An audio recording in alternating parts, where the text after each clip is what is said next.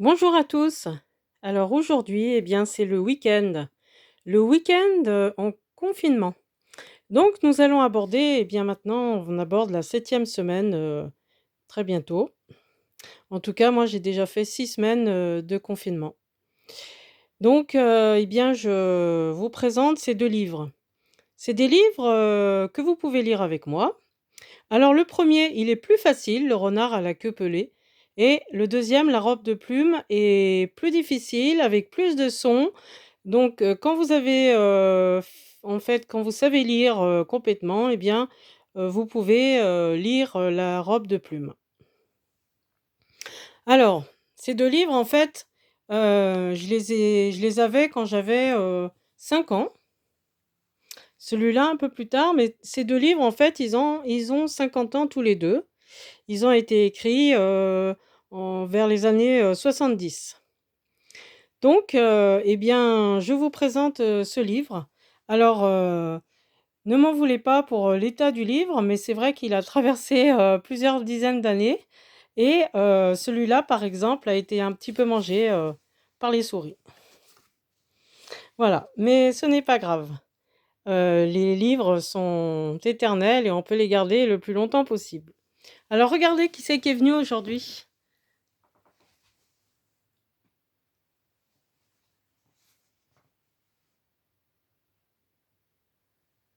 Ils sont tous là, avec nous. Il y a même le petit renard qui vient voir son papa dans ses aventures du jardin.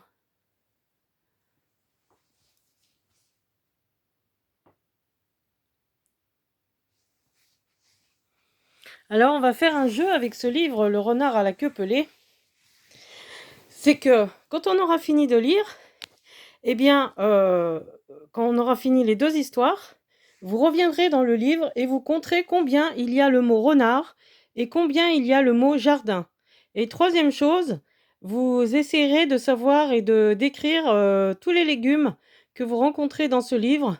Vous les lisez, puis vous les écrivez, sur votre cahier ou sur un petit papier. Le renard à la queue pelée. Un homme s'en va de village en village. Il porte sous son bras de beaux tapis roulés qu'il vend de ci de là. Qui veut les acheter? La nuit tombe, il fait beau. L'homme va pour dormir dans le creux d'un fossé, déroule un des tapis, s'y enroule et sommeille.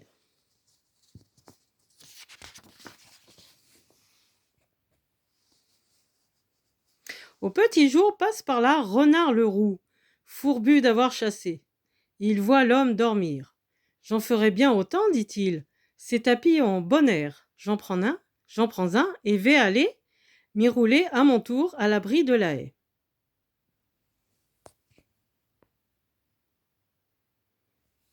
Ainsi fut fait. Hélas! Le tapis cachait des mythes qui voulaient faire leur nid.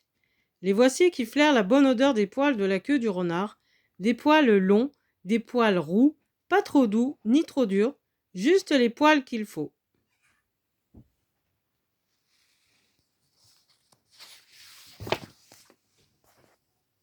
À l'ouvrage! Les mythes sortent du tapis à poils ras, et crou, crou, elles coupent tous les poils de la queue si touffus. Et voilà des berceaux pour leurs prochains petits.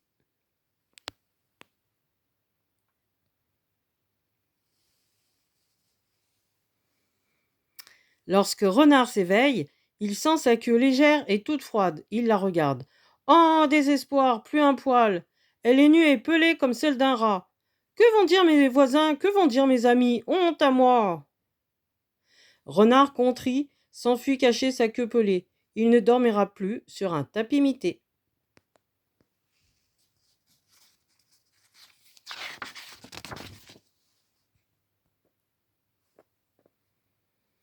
Oh, mais il y a une deuxième histoire cachée dans ce livre extraordinaire.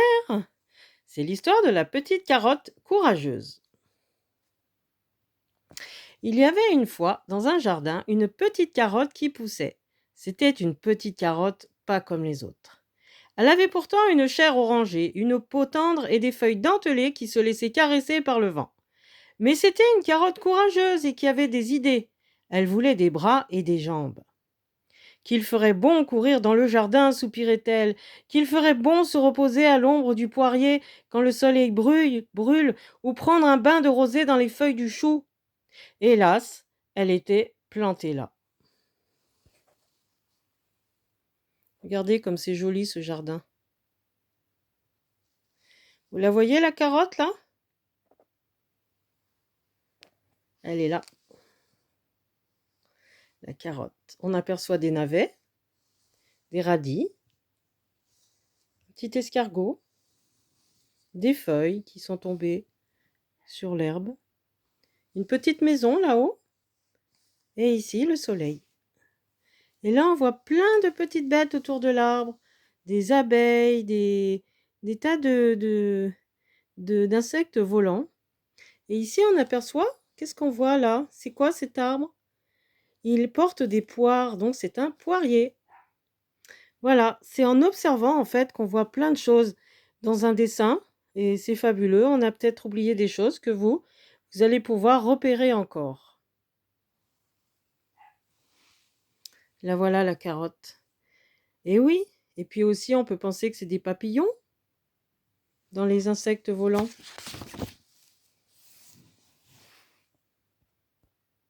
Ah, ici il y a quelque chose qui est apparu. Ça, c'est des champignons. Alors elle décida de tout essayer pour quitter cet endroit. Tous les matins, elle se mit à faire une petite gymnastique. 1, 2, secouons-nous, 3, 4, étirons-nous. 1, 2, sortons de terre, 3, 4, sautons en l'air. Et cela continuait pendant des heures. Vous trouvez pas d'ailleurs, vous les enfants et les grands là qui m'écoutez, que ça ressemble un peu au confinement tout ça? Nous on peut pas sortir, on est en fait coincés dans notre maison à cause du confinement et on ne peut pas trop sortir. Pour ceux qui n'ont pas de jardin, eh bien, ils sont obligés de rester chez eux. Et qu'est-ce qu'on fait? De la gymnastique avec les parents ou tout seul. Et 1, 2, secouons-nous, 3, 4, étirons-nous, 1, 2, sortons de terre, 3, 4, sautons en l'air. Et on est comme les carottes, on a des idées d'évasion, on a envie de sortir, on a envie d'aller se promener loin, on a envie de sortir de notre petit lopin de terre, de notre jardin, de notre maison, de notre balcon. Autour d'elle, les navets et les radis riaient. Radis mon cœur, sais-tu comment il faut s'y prendre pour avoir des bras et des jambes? Je ne sais pas. Gros navet, peux-tu me dire comment faire pour avoir des jambes et des bras? Je ne sais pas. En fait, la carotte, elle demande à tous ses voisins. Mais ils ne savent pas. La petite carotte est désolée, mais elle continue sa gymnastique de plus belle. 1, 2, 3, je veux des bras, 4, 5, 6, je veux courir. Et elle s'agite et se tord et s'étire, jusqu'au jour où en s'éveillant, elle se sent toute étrange. Mais qu'ai-je donc? Il me semble que j'ai des bras et des jambes qui poussent. Oh, quel bonheur que je suis heureuse. Bientôt je vais pouvoir sortir. Vite, ma gymnastique. 1, 2, secouons-nous, 3, 4, étirons-nous. 1, 2, sortons de terre, 3, 4, sautons en l'air. Et elle s'agite, la petite carotte.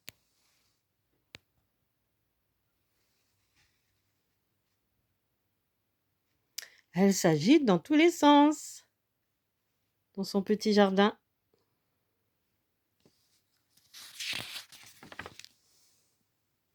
Oh là là, elle a réussi. Un beau matin, elle se sent prête. Hop! D'un coup de rein, elle saute hors de son trou. La voici qui se met à courir autour des navets, autour des radis. Ah, il faut voir cela. Le jardin tout entier regarde, muet. Les radis et les navets se trémoussent dans leur trou, puis s'arrêtent, trouvant cette gymnastique trop pénible.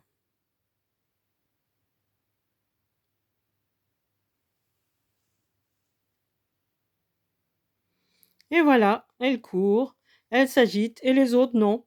Ils ont la flemme. Ils n'ont pas envie de sortir de leur terrain, de leur terre. Mais la petite carotte courageuse joue toute la journée dans le jardin. Si elle est fatiguée, elle va s'étendre à l'ombre du poirier, ou bien prendre un délicieux bain de rosée dans la feuille du chou. Mais chaque soir, elle regagne son trou pour puiser des forces. C'est une courageuse petite carotte, la plus heureuse du monde. Voyez là, on voit le chou. La maison, toujours là-haut. L'escargot, les escargots. Et la petite carotte qui se repose. Eh oui, quand on s'agite beaucoup, on a besoin de se reposer. Et vous aussi, vous avez besoin de vous reposer. Peut-être que vous sortez un petit peu en ce moment tous les jours avec vos parents, ou si vous êtes une personne plus âgée, eh bien peut-être que vous sortez avec vos chiens, avec vos enfants, et ça fait du bien de se reposer aussi en rentrant. Et si vous travaillez, c'est pareil, pendant le confinement, il y a des personnes qui travaillent. On pense à tous les soignants, aux médecins, aux infirmières, aux aides-soignants, aux ambulanciers, aux pompiers, aux policiers aussi. Tous ceux qui travaillent, aux caissières, aux personnes qui nous aident à manger tous les jours. On pense à toutes ces personnes qui, eux, continuent de travailler et qui, le soir, eh ben, ils sont très fatigués aussi, comme cette carotte. Et ils sont contents de rentrer pour se reposer.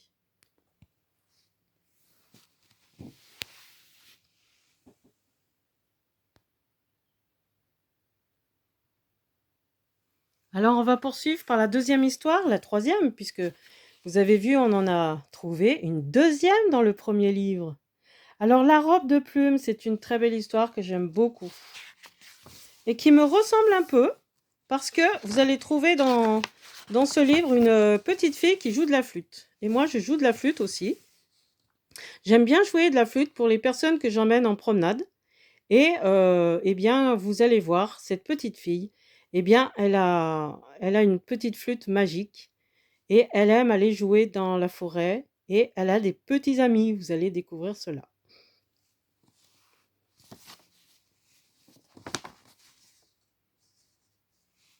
La robe de plume. Il y avait une fois, sur une colline, un magnifique château avec des tourelles roses et de grandes fenêtres qui le soir s'illuminaient. Dans ce château vivaient un roi, une reine et leur petit prince. Une forêt de hêtres s'étendait autour du château, et en bas, au pied de la colline, une vieille grand-mère et sa petite-fille Guillerette habitaient dans une maison de bois.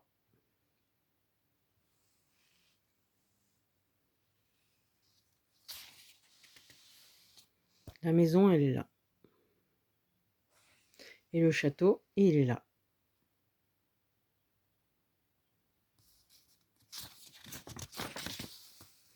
Oh, comme c'est joli. Regardez. Oh oui. Elle joue de la flûte, Guillerette. Et qui vient l'écouter? Les oiseaux. Tout le jour, Guillerette, vêtue de son pantalon usé et de son chandail rouge, allait et venait dans la forêt. Elle n'allait pas à l'école qui était trop loin, mais sa grand-mère lui enseignait de bien jolies choses. Ainsi, Guillerette savait les noms merveilleux des étoiles. Elle pouvait reconnaître les bons champignons et les mauvais, les fruits à cueillir et ceux qu'il faut laisser. Mais surtout, elle savait jouer sur sa flûte toutes les chansons des oiseaux, celles des pinsons, celles des alouettes et même la musique étrange du rossignol.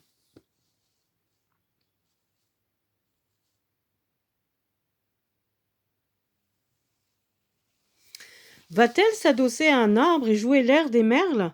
Tous les merles aussitôt descendent des branches et viennent se percher sur ses bras, sur ses épaules, ou font cercle pour l'écouter. Chaque fois que les oiseaux des arbres et du ciel reconnaissent leur chanson, ils arrivent par vol rapide autour de Guillerette.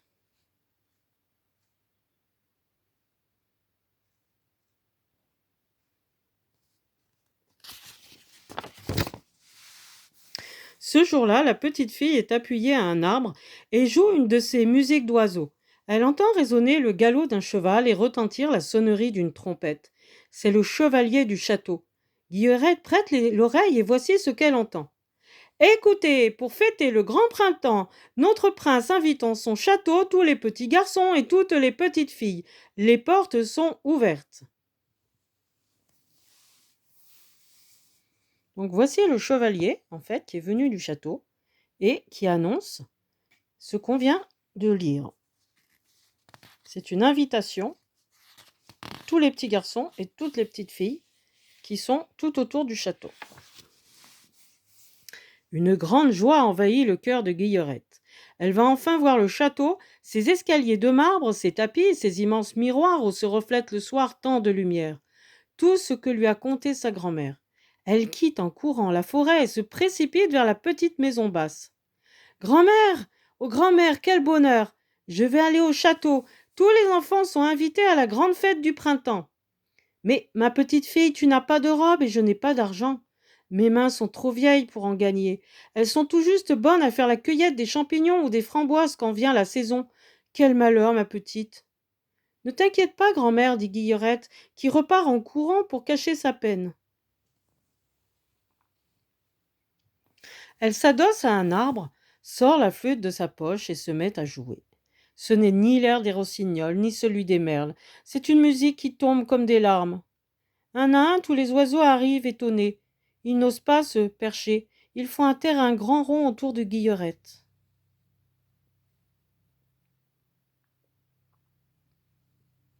Pourquoi ta chanson pleure-t-elle demande l'un d'eux. J'ai de la peine. Dis-nous quel est ton chagrin.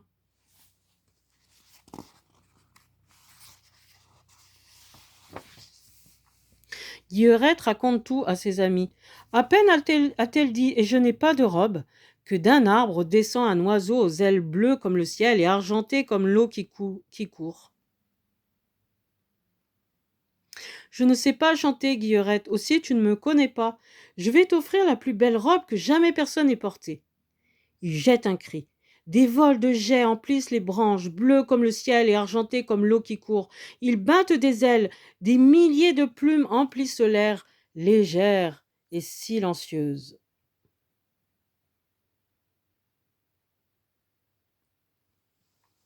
Les fauvettes, habiles couturières, se mettent au travail. Oh. Et Guillerette regarde émerveillée ses amis qui lui préparent sa robe de fête. En un clin d'œil, la robe est prête. Guillerette s'habille, elle est plus belle qu'une princesse. Toute rose de plaisir, la fillette envoie un baiser aux oiseaux et court chez sa grand-mère. Elle entre sur la pointe des pieds. Grand-mère se lève et salue. « Bonjour, madame la fée !» Guillerette éclate de rire et se jette au cou de sa grand-mère.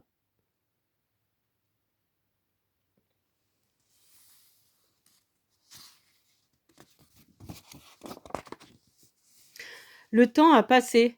Guillerette est maintenant une grande jeune fille. Elle n'a plus de grand-mère. Et le soir, quand les oiseaux sont... Ah, attention, on était là. J'ai loupé une page. Alors hop. C'est la fête du printemps au château. Les portes sont ouvertes, toutes les fenêtres illuminées envoient une musique étourdissante. Quand Guillerette arrive au bal, tout le monde s'arrête pour admirer la robe merveilleuse et la jolie petite fille qui la porte. Le jeune prince vient inviter Guillerette à danser, puis ils se promènent ensemble dans le château.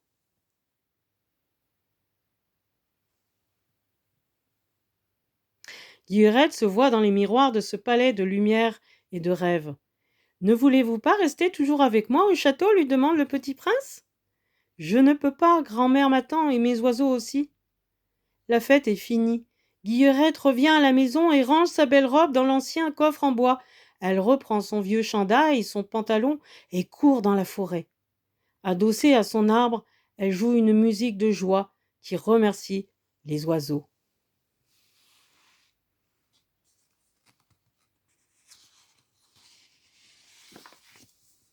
Et voilà, on retrouve notre Guillerette qui a grandi. Le temps a passé. Guillerette est maintenant une grande jeune fille. Elle n'a plus de grand-mère. Et le soir, quand les oiseaux sont couchés, elle s'ennuie. Ce matin-là, elle a voulu revoir sa robe de plumes. Elle ouvre le coffre, la déplie. Oh, merveille! La robe, elle aussi, a grandi. Elle lui va parfaitement. Si seulement elle avait un miroir pour se contempler.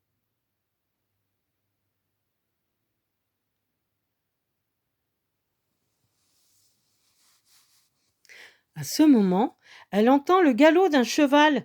Elle regarde par la porte entr'ouverte et reste sans voix. Le prince est là, elle le reconnaît. C'est un grand prince maintenant. Il descend de cheval, avance, frappe à la porte.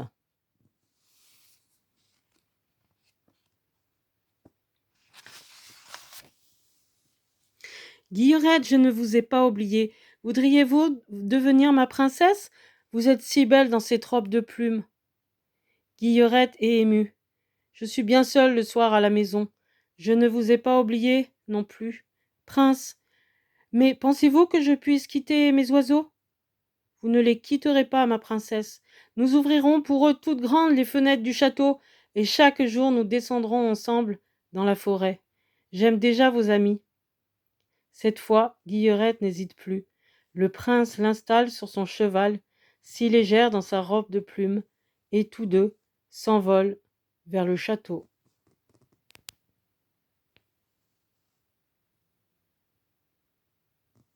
C'est une très belle histoire. Une belle histoire d'amour et aussi de respect, parce que le prince respecte Guillerette, parce qu'en fait, elle veut pas quitter ses oiseaux, et lui, eh bien, il aime déjà ses amis les oiseaux, et il lui propose de l'emmener avec lui, mais en même temps, il respecte ses choix à elle. Et ça, c'est important dans la vie. Donc, si vous voulez, comment dire, faire un petit jeu après cette lecture de livre, eh bien, vous pouvez vous amuser à compter dans cette histoire-là combien il y a de fois le prénom de Guillerette, et aussi tous les mots qui finissent par EAU, EAU, ou aussi il y a dans le nom d'un mot EAU. Voilà. Eh bien, je vous embrasse tous et je vous dis à très vite pour d'autres belles histoires. Au revoir.